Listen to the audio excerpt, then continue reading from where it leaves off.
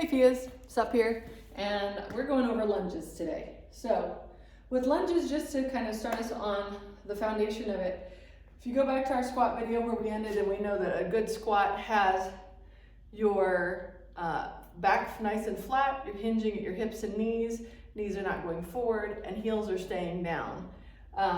Then if we just split that in half, step one leg back, we're in the position that we would be for a lunge. So with that in mind, I want to give you a couple simple ways to test your lunges to make sure that when you step, you're not putting a lot of undue stress on the front of your knee. One of the ways that typically happens is if I step forward into a lunge, and if I have this stick here to give me some feedback, if my knee keeps translating forward and bumps this over, then I'm going too far forward and it's putting a lot of stress right up through here.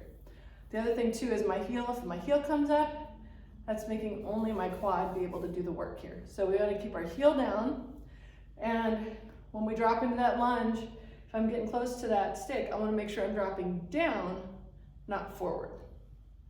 Then stepping back out of that lunge, I want to push with my forward leg to come back.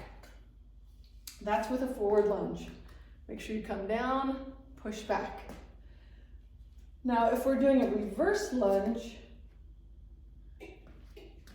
there's a little difference there because now we're stepping back and coming back up. For those of you who may already have knee pain, this is a lunge that's great because it actually helps you load, and because you're moving backwards, we tend to not have our knee going forward, so we get into a lot better position.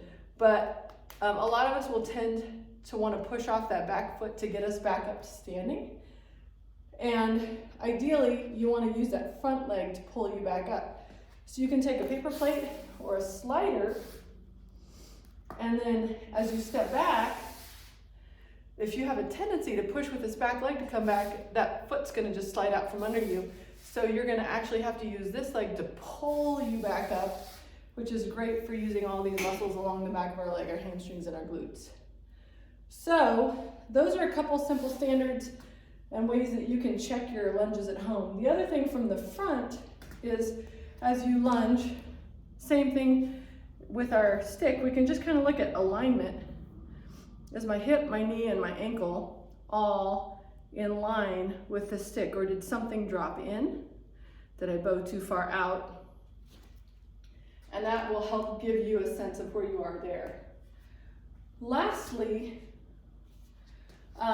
there are sometimes questions about, well, should I be straight up and down when I'm lunging? Should I be forward? Where should I be? And a lot of that depends on what muscles you're trying to use, but typically, if you are straight up and down on a lunge, you're going to tend to use your quads a little bit more. But if you take your stick again, get down into your lunge, and start to lean forward, what you're going to really feel is all these muscles along the back of your leg, down through here, and in your butt, they're going to light up because you're putting them in a stretch position. And so for those of you who have a lot of knee pain, getting those muscles along the back of your leg and your glutes and hamstrings to fire and activate is going to take a lot of stress off your knee. So try a few of those different tips and techniques. Grab a broomstick, anything you've got at home that can just be a guide for you, and see if those don't feel a little bit better.